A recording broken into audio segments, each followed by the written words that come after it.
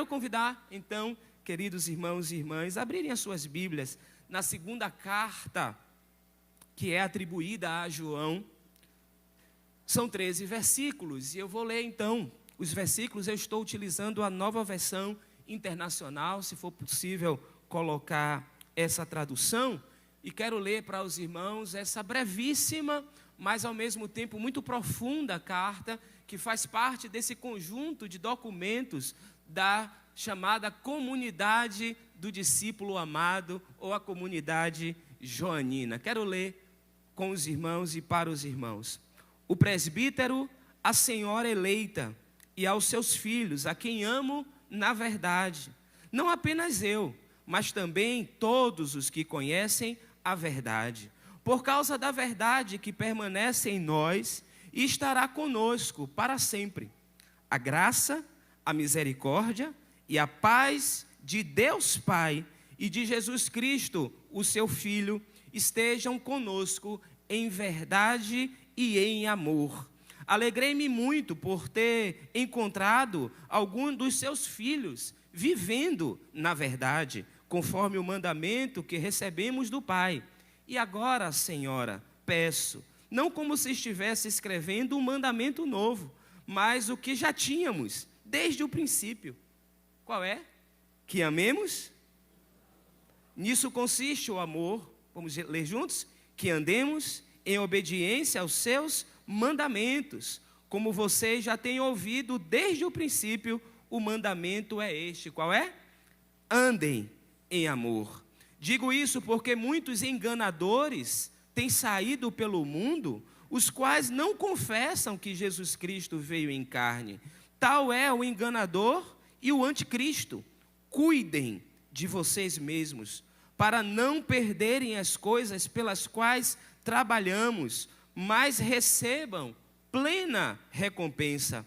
Todo aquele que não permanece no ensino de Cristo, mas vai além dele, não tem Deus. Aquele que permanece no ensino tem o Pai e também o Filho. Se alguém vier a vocês e não trouxer esse ensino, não o recebam em casa, nem o saúdem, pois quem o saúda se torna participante das suas obras malignas. Tenho muito a vos escrever, ou a escrever a vocês, mas não é meu propósito fazê-lo com papel e tinta. Em vez disso, espero visitá-los e conversar com vocês face a face, para que a nossa alegria seja completa. Os filhos da sua irmã eleita enviam saudações. Vamos orar mais uma vez? Te damos graças, Senhor, pela tua palavra. Nós reconhecemos que ela, a tua palavra, é fiel e verdadeira. E nós aqui, nesse lugar, reunidos como igreja, estamos nessa disposição de submissão aos imperativos da tua palavra para nós, que haja no nosso coração, no nosso corpo, na nossa vontade, a plena convicção de aplicarmos na nossa vida tudo aquilo que é o ensino do Senhor para nós. Que eu diminua nessa hora e que o nome do Senhor seja glorificado e que as palavras dos meus lábios e a meditação do meu coração sejam agradáveis diante da tua face, Senhor, rocha minha e libertador meu. Essa é a minha oração em nome de Jesus. Amém. Meus amados irmãos e irmãs, eu quero usar esses minutos para compartilhar com vocês, a partir dessa carta, mas sem perder de vista um conjunto de textos que faz com que, de acordo com a tradição cristã, o apóstolo João esteja entre aqueles que contribuíram do ponto de vista quantitativo com documentos para a nossa tradição cristã. Dos 27 livros do nosso cânon do Novo Testamento, cânon é a reunião, é a lista de livros que a igreja entende ao longo dos séculos ser a sua regra de fé e de prática. Nós temos 27 livros, dos quais 5 são atribuídos ou diretamente ao apóstolo João, mas também a uma comunidade joanina, conhecida também como a comunidade do discípulo amado. São 5 textos: o Evangelho de João, as 3 cartas, nós teremos ainda a leitura e o estudo de mais uma carta, a terceira carta, e o Apocalipse de João.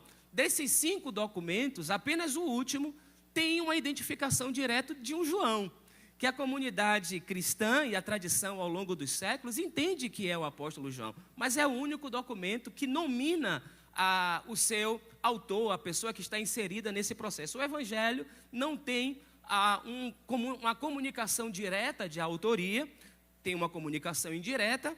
A carta que nós lemos, estudamos em algumas quartas-feiras, foram 5 capítulos na primeira carta de João, ela também não tem uma indicação, ela nem poderíamos chamar, no sentido estrito, uma carta, porque ela não guarda uma estrutura das cartas que são próprias ali daquele tempo, no primeiro século, da cultura helênica, as cartas que são estruturadas com essa abertura, com a saudação inicial, o remetente, o destinatário, o conteúdo da carta e a conclusão. A primeira carta de João não tem uma indicação inicial de quem está escrevendo e para quem está escrevendo. Ela já entra logo direto, né? Falando aquele que nós ouvimos, o que nós vimos, enfim. E depois, interessante o final, eu gosto muito do último versículo, a conclusão da carta, da primeira carta de João, que nós vimos na semana passada, é assim, o último versículo, a conclusão: filhinhos, guardai-vos dos ídolos. Eu acho muito legal como essa carta fecha. Já a segunda carta e a terceira carta, ambas iniciam com a identificação de quem está escrevendo, mas não tem um nome. Tem aqui uma expressão que é, em algumas Bíblias, o ancião, em outras, como essa que estou lendo, o presbítero, que é uma transliteração da palavra presbítero grega, e que significa alguém que tem experiência, alguém que tem uma posição de liderança. E pela primeira vez no nosso cânon, nós vamos encontrar um texto que o seu remetente utiliza essa expressão presbítero, só aqui que isso vai acontecer. E tem uma indicação também de para quem essa carta está sendo escrita. Eu queria, de maneira muito breve, falar para vocês sobre isso, que você pode estar se perguntando, você que está lendo pela primeira vez ou ouviu pela primeira vez esse texto, quem é essa senhora eleita, né? Existem pelo menos 2 posições que os comentaristas eles defendem sobre essas possibilidades. A primeira é que, de fato, essa senhora eleita é uma pessoa. Tanto é que, se a gente busca em documentos da tradição cristã, o Clemente de Alexandria, que viveu ali entre 150, 215 e 217, em seus documentos ele entende que essa senhora eleita seria uma electa, um nome, uma corruptela do nome electa, que na verdade depois, no processo dos manuscritos, foi adaptado para essa ideia de ser eleito, que é a palavra do que é chamado, né? Mas ele entende que teria sido uma mulher que recebeu esse nome. Alguém que também era de Alexandria, como Atanásio, que é um pouco mais à frente, entre o século III e o século IV, entendia que essa senhora, ela era uma Quíria, porque são 2 palavras que aparecem logo no início, na saudação. O presbítero para essa ecleita, Quíria. Então, o Atanásio entendia que essa senhora, o nome dela era Quíria. Só que aí tem uma outra possibilidade, e que muitos comentaristas aderem a ela, de que essa senhora eleita seria uma igreja, seria a comunidade. E por que se levanta essa questão? Tendo em vista que em alguns momentos no texto, os irmãos vão ver, nós vamos passear aqui, há um tipo de comunicação que sai do âmbito da individualidade e é ampliado para uma realidade plural.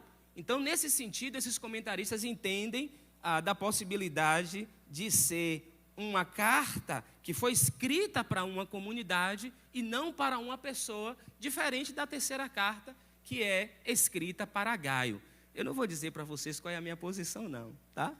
Onde é que eu me coloco aí nesse lugar, porque são coisas que a gente precisa avançar, mas para fins de introdução, eu queria que você guardasse essas 2 questões, que você não voltasse para casa, pelo menos com essas 2 possibilidades de pensar essa senhora eleita como, de fato, alguém que tinha uma liderança na comunidade, alguém que era respeitado, uma mulher que talvez tivesse como Febe uma igreja na sua casa, lá em Romanos, no capítulo 16, Paulo elenca ali uma lista de irmãos e de irmãs, e a primeira é Febe, alguém que tinha uma comunidade na sua casa. E a outra é de que a carta é indicada para uma igreja, irmãos que se reuniam naquele tempo, irmãos que estavam vinculados ao movimento de Jesus. Mas eu trago então para os irmãos, a partir da leitura dessa curta carta, são 13 versículos na nossa divisão de capítulo e versículos. A gente nem costuma dizer capítulo 1 quando não tem um segundo capítulo. São 13 versículos essa carta. E eu pensei em apresentar para os irmãos, a partir da minha leitura, um tema que é as duas torres da fé. E por que eu proponho isso num encontro como esse nosso de oração? Porque a cada dia, eu e você, somos testados na nossa fé.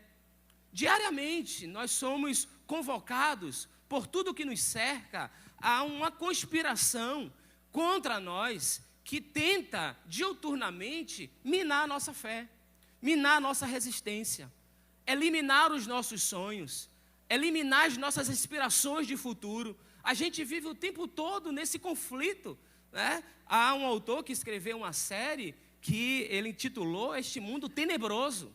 A gente vive numa tensão e muitas pessoas já sucumbiram diante dessas tensões, das pressões da vida. Jesus conta uma parábola que ele fala justamente sobre isso, de pessoas que ouvem a palavra, mas essas palavras, elas não evoluem na sua vida, na sua história, na sua trajetória, porque, como espinhos, são sufocadas as palavras e não consegue vicejar, não consegue dar frutos, porque as preocupações da vida, eu sei que não tem ninguém aqui preocupado com nada, amém? Não tem preocupação nenhuma, nem com o passado, nem com o futuro, nem com o presente, está todo mundo livre, leve e solto, amém?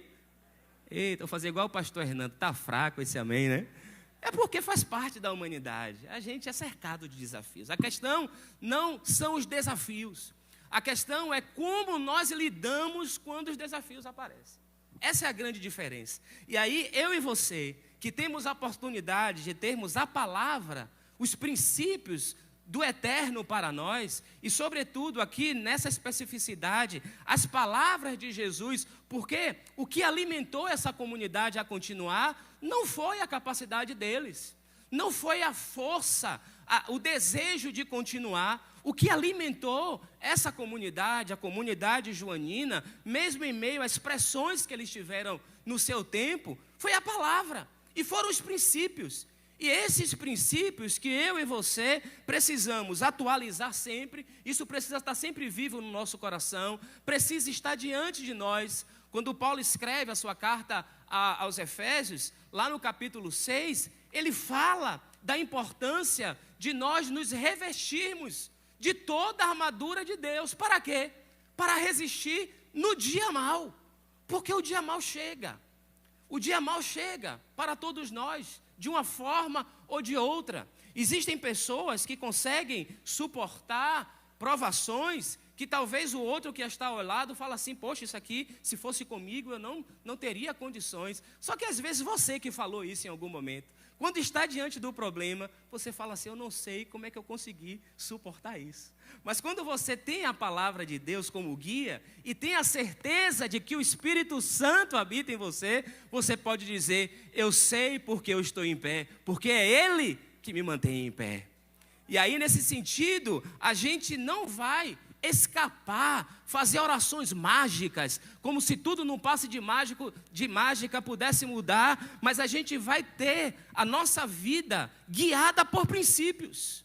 E esses princípios da palavra é que nos mantém de pé. Por isso que eu proponho as duas torres da fé. E eu quero rapidamente, com os irmãos aqui, pensar a partir do texto, quais seriam essas duas torres?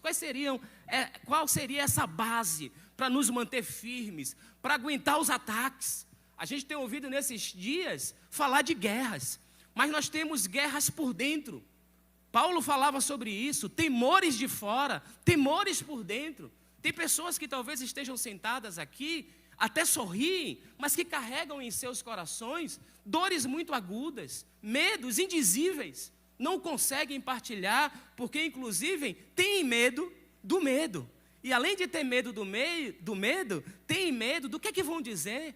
Né? Como assim? Você é uma pessoa de fé, você vai para a igreja, você vai para a escola bíblica e você está confidenciando isso. E na verdade, o que nós temos aqui como direção para nós, parte do primeiro lugar, quando por 5 vezes o autor dessa carta, que escreve a essa pessoa ou a essa comunidade de fé, se aplica nas 2 dimensões, sobre uma palavra que é fundamental para nós, a verdade. Por 5 vezes, essa palavra aparece aqui nesse texto, logo na sua abertura, quando está dito que aos seus filhos, a quem amo na verdade, mas também a todos que conhecem a verdade, por causa da verdade que permanece em nós. E em seguida ele vai dizer sobre a graça, a misericórdia e a paz de Deus Pai e de Jesus Cristo, estejam conosco em verdade e em amor. E no versículo 4 ele vai dizer ainda sobre viver na verdade, da alegria que ele nutria em seu coração, por ter encontrado alguns dos filhos da eleita que vivem na verdade. E o tema da verdade é um tema que acompanha a humanidade há séculos. O tema da verdade é um tema que ocupa, sobretudo, a pensadores, filósofos, desde tempos imemoriais. E ainda hoje nós lidamos com esse conflito da verdade. Por exemplo, eu não tenho tempo para isso e também não sei se faria, se tivesse tempo, porque a gente tem várias teorias sobre a verdade, mais atuais, ou atualizações de reflexões mais antigas, e uma das teorias sobre a verdade que ainda nos acompanha é a teoria da correspondência. Em linhas bem sintéticas, o que seria essa teoria da correspondência? Ou seja, você fala algo e o que está fora corrobora com isso que você afirmou. Por exemplo, eu digo, Gildásio está sentado. E aí, a nossa querida olha dali e fala assim, realmente ele está sentado. O pastor Manolo olha de lá, realmente ele está sentado. Ronaldinho olha de lá, ele está sentado. Ou seja, aquilo que eu disse corresponde a algo que é tangível, que eu posso ver, que eu posso tanto ver como apalpar, enfim. Então, em linhas muito sintéticas, eu queria que, se você pudesse, depois em casa, você aprofunde um pouquinho mais, porque tem vários teóricos, tem várias questões envolvidas com essa chamada teoria da correspondência. A outra teoria é a teoria da coerência. Não basta apenas ter uma correspondência. É necessário que aquilo que eu afirme tenha uma coerência. Coerência com o quê? Com regras gramaticais, coerência com os estatutos da cultura, como a cultura funciona, como as coisas estão no nosso tempo, o que é que marca de fato o nosso tempo, e precisa haver não apenas uma subjetividade, ou seja, a minha interioridade que vai afirmar isso. É necessário que haja uma comunidade de pessoas que corroborem para essa afirmação. Então, nesse sentido, é uma teoria que pensa que a verdade ela precisa ter coerência. Mas ainda no nosso tempo, eu vou falar só de mais uma, é a teoria pragmática. O que é que a teoria pragmática sobre a verdade diz? A verdade é aquilo que me sustenta. A verdade é aquilo que eu entendo ser verdade para mim, independente de como você percebe do ponto de vista da correspondência ou do ponto de vista da coerência. Não importa, o que importa é que para mim é verdade. Então esse é um pragmatismo que faz com que as pessoas se coloquem no mundo e a verdade para ela é aquilo que ela de fato intui. É por isso que muitas vezes nós vimos tanto pessoas individualmente como grupos comunidade de pessoas que você faz determinadas afirmações e essas afirmações não chegam para ela, não toca, porque o pensamento já está cristalizado e para ele e para elas aquilo é a própria verdade. É esse pragmatismo que me faz, não, pode ser que para você não seja, mas isso me sustenta na vida e eu quero seguir assim. Então eu poderia, irmãos, aqui traçar uma série de conteúdos sobre a verdade, como eu disse, desde tempos imemoriais, mas também reflexões do nosso tempo. Fato é que quem escreve essa carta também está preocupado com isso. É alguém que entende que a verdade é um valor necessário, que entende que a verdade é algo que está entrelaçado também a gestos da vida como do amor. A verdade, ela não está desassociada do amor, porque ele fala que ele ama os filhos daquela senhora eleita na verdade. A verdade não pode e não está, nesse contexto aqui, dissociada do amor. Ah, não, é a minha verdade, eu saio destruindo tudo. Não respeito ninguém, não tenho critérios, porque é a minha verdade, é aquilo que eu acho, e aí eu não vou mudar. E a gente entende aqui, à luz desse texto, logo no primeiro versículo, de que a verdade é algo que se consolida, intermeado e entrelaçado com o amor. E ele vai dizer mais à frente o seguinte, que eles também, além de serem amados por esse que escrevem, são pessoas que conhecem a verdade.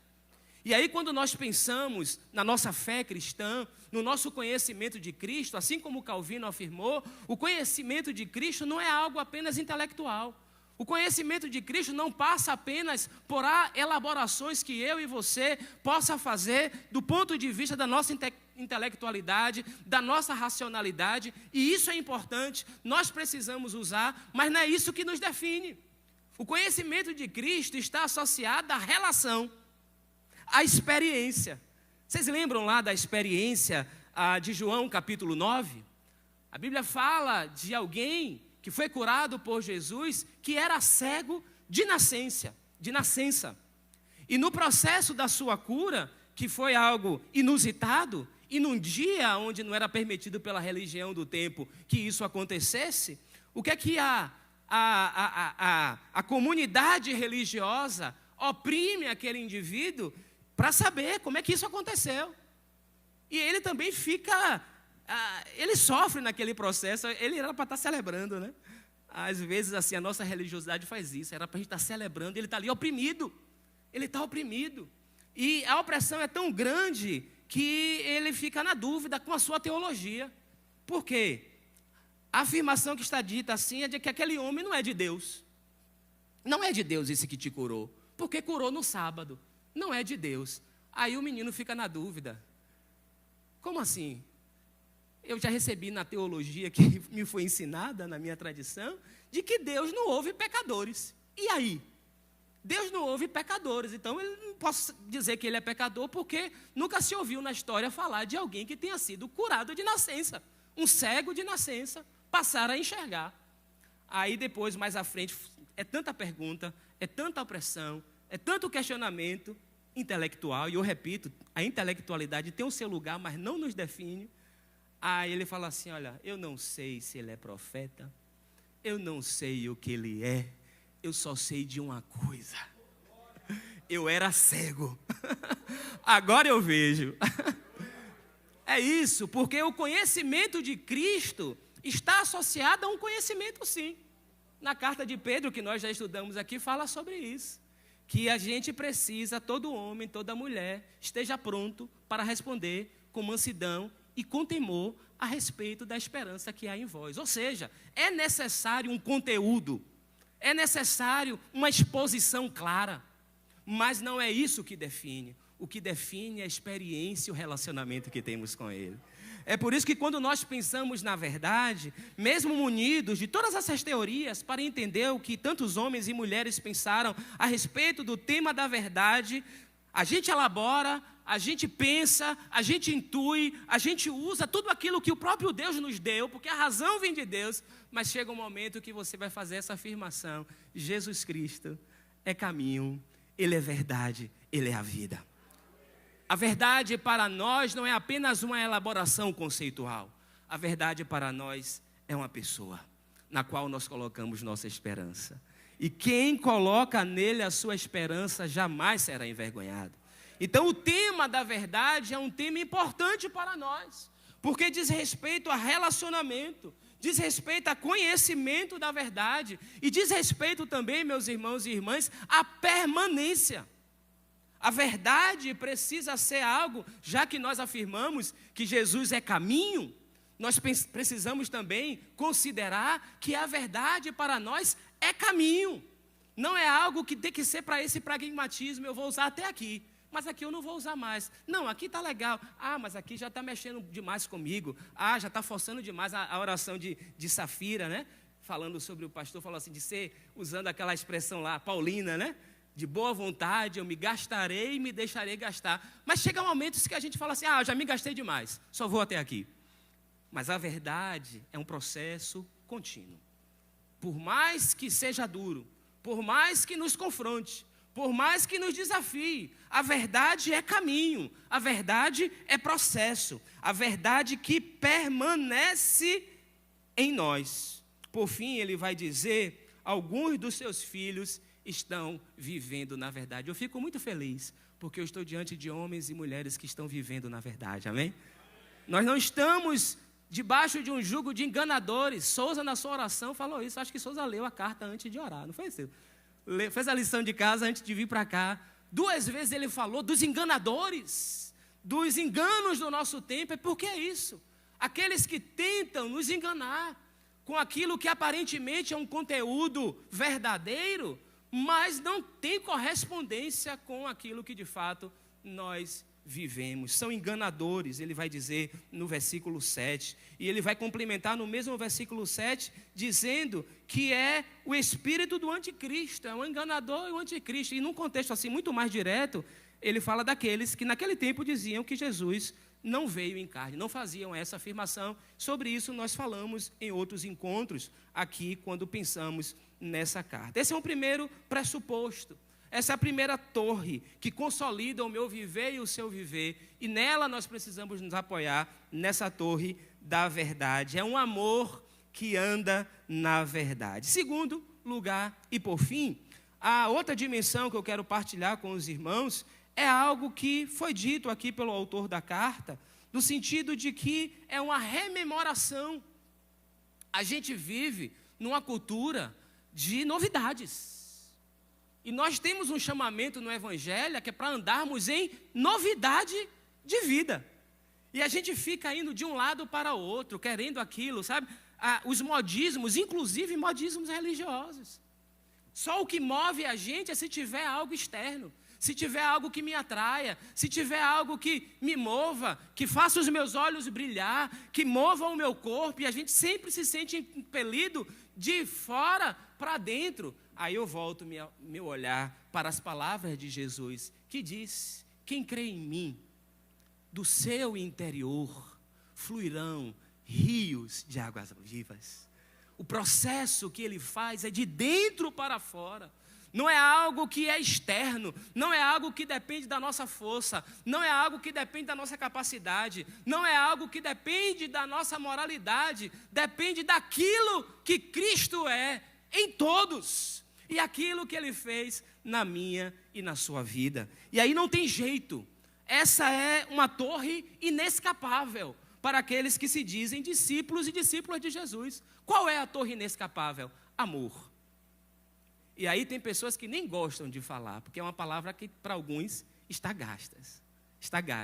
Mas para nós, a dimensão plena do amor é algo que nos alimenta.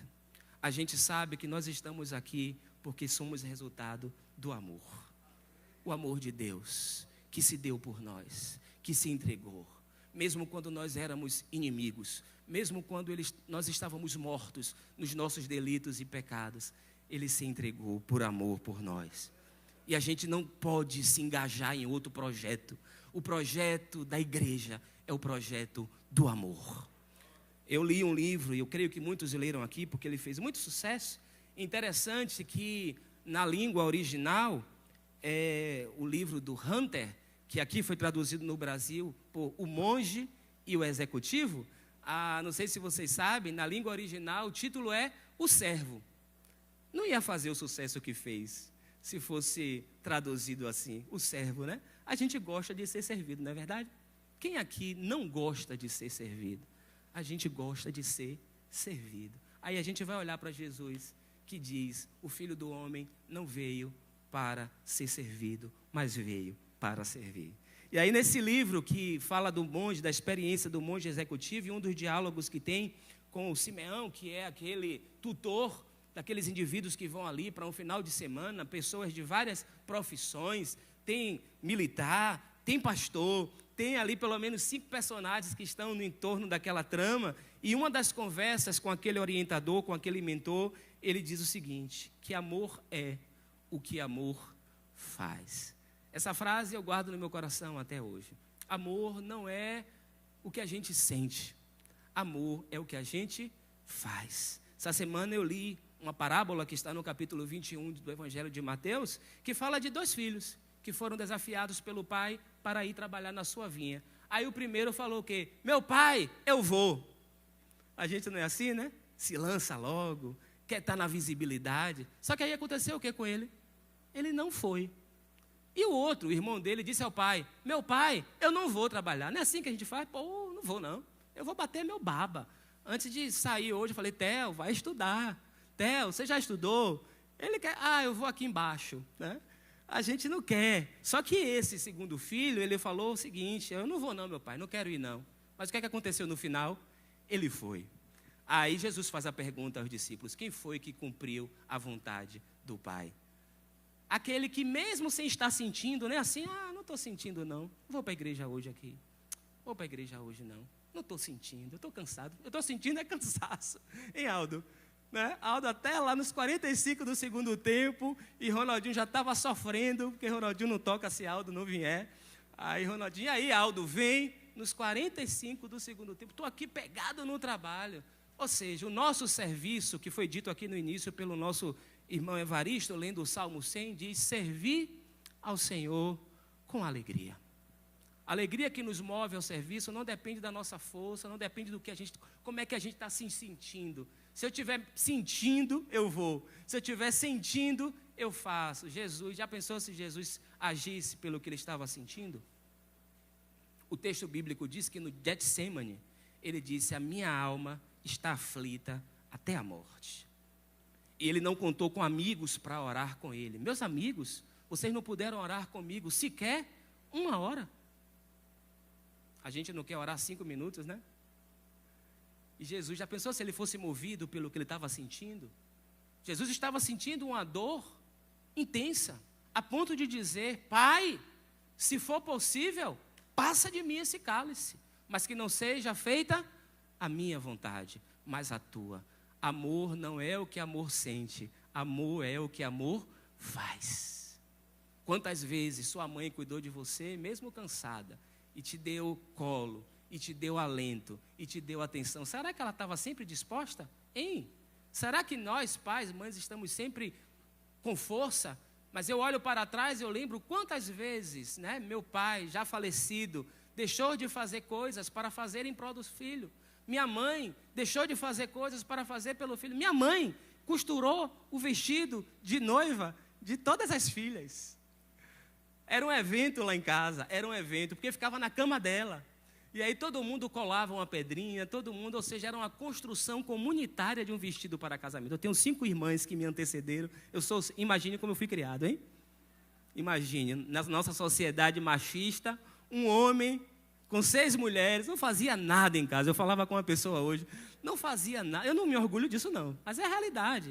Graças a Deus que a minha mentalidade hoje é outra. No máximo, Gessé, eu levava o lixo na porta, e chateada, viu? Para o carro passar e pegar, né? As mulheres tinham que fazer tudo, né? Mas graças a Deus, Deus está mudando nossa mente e coração, amém? Para pensar que nós somos colaboradores uns dos outros. Mas quantas vezes, meu pai, minha mãe, você que é pai, você que é mãe, né? E sabe do que você faz por amor e por cuidado. Então o amor é algo que move a igreja. Amar é andar, veja que coisa interessante, né? Em uma das cartas que nós já lemos aqui, vai dizer que o mandamento que ele nos deu não é um mandamento pesado. Não é um mandamento pesado. E veja como, de maneira magistral, o autor dessa carta entende que é possível conciliar mandamento com amor.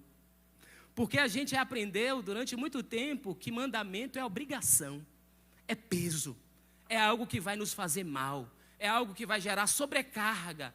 E quando nós temos uma experiência Safira, de abertura dos nossos olhos, você orou assim: Senhor, abre os nossos olhos, Senhor, cura o meu ouvido, para que eu possa discernir. A gente entende que amor não é peso. Amor é algo que está vinculado ao mandamento. Veja que o texto que está dito aqui, olha como ele brinca com as palavras, mas de maneira muito séria. Ele diz no versículo 5: e agora, Senhora, peço, não como se estivesse escrevendo um mandamento novo, mas o que já tínhamos desde o princípio. Qual era? Que amemos uns aos outros. Nisto consiste o amor. Em que consiste o amor? Que andemos em obediência aos seus mandamentos. E qual é o mandamento? O mandamento do amor. Como vocês já têm ouvido desde o princípio, o mandamento é este. Vamos dizer juntos qual é o mandamento? Andem em amor. Essa é a palavra do Senhor para mim e para você nessa noite. E eu peço que aconteça com você e comigo aquilo que era desejo de Jesus quando ele, no capítulo 7 do Evangelho de Mateus, a ter proferido todas aquelas palavras, do capítulo 5 ao capítulo 7, que é o conhecido Sermão da Montanha, ele diz: todo aquele que ouve estas minhas palavras é semelhante a um homem que edificou a sua casa sobre a rocha. Todos aqueles que ouvem as minhas palavras e praticam as minhas palavras. Eu lembro aqui também de um autor, de uma carta que nós também já estudamos aqui, a carta de Tiago, que ele diz, no versículo 22, se não me falha a memória do primeiro capítulo: tornai-vos praticantes da palavra e não apenas ouvintes. Que o Senhor nos ajude, que o Senhor nos guie, para que a gente possa estar alicerçado nesses fundamentos que estão propostos aqui nessa carta, de vivermos na verdade, e a verdade é Cristo, mas andarmos em amor, porque é isso que sustenta a minha e a sua vida. Amém? Vamos ficar em pé para orar e caminhando para o final dessa celebração. Eu queria que você colocasse aí diante do Senhor, coloque diante do Senhor a sua vida. Talvez você esteja sendo assim contaminado por notícias, por palavras, por conteúdos que aparentemente são conteúdos importantes, mas não tem gerado a vida que só a palavra do Senhor Jesus Cristo gera. Ele disse: vocês já estão purificados pela palavra que eu tenho falado a vocês. Todas as vezes que eu e você estamos expostos à palavra de Jesus, são essas palavras que nos curam. Você crê nisso? Que a palavra de Jesus cura? Todas as vezes que nós estamos expostos ao Evangelho, o Evangelho nos apresenta o caminho pelo qual nós devemos seguir. E o que fundamenta a nossa caminhada é vivermos na verdade, permanecermos na verdade e andarmos em amor, como desde o princípio ouvimos: amemos uns aos outros e andem em amor. Como faremos isso? Com as nossas próprias forças? Não. Mas a gente depende desse Espírito para nos conduzir. E esse Espírito está aqui, está no meio de nós. E esse Espírito é consolo, esse Espírito é encorajamento, esse Espírito é direção. Talvez eu e você não tenhamos atingido ainda aquilo que Deus espera de nós, mas a gente pode afirmar, como está na carta aos Efésios, no capítulo 4, até que cheguemos à unidade da fé e no pleno conhecimento do Filho de Deus, a perfeita varonilidade, à medida da estatura da plenitude de Cristo. Eu creio que aquele que começou a obra na minha vida, aquele que começou a obra na sua vida, ele vai completar. Você crê nisso? Ele vai completar até aquele grande dia. Não porque ele tem a obrigação de fazer isso, ele não me deve nada, ele não te deve nada. Mas ele fará isso porque ele é fiel. E ele cumpre a sua palavra. O que ele diz, ele cumprirá na minha e na sua vida, para a glória do nome dele. Pai, nós oramos, nós nos consagramos aqui nesse lugar, pedindo que o Senhor continue a nos guiar na verdade e nos faça viver a cada dia, Senhor, nessa dimensão do amor. Não por aquilo que a gente sente, mas por aquilo que é necessário construirmos juntos e fazermos juntos. Que essa palavra que foi ministrada aos nossos corações caia em terra fértil, que ela não seja sufocada por espinhos, por causa das preocupações da vida, que ela não caia em uma terra que não tem profundidade e que a gente já saia daqui e esqueça o que o Senhor falou no nosso coração, mas aquilo que é palavra do Senhor, palavra para a nossa vida, que seja consolidada em nós e que nós possamos viver assim como o Senhor deseja que vivamos. Recebe, Senhor, a nossa gratidão e o nosso louvor em nome de Jesus. Amém. Vamos fazer a nossa declaração de fé. Em seguida, nós vamos louvar com essa música final, dizendo que nós como igreja seguiremos adorando ao Senhor, mesmo que as coisas no lado de fora não estejam bem, como Paulo declarou, mesmo que o homem exterior esteja fraco, meu homem interior está se renovando dia após dia. Nosso homem interior está se renovando dia após dia. Vamos fazer a nossa declaração de fé? Que a bondade e a misericórdia seguirão todos os dias da minha vida e habitarei na casa do Senhor por longos dias.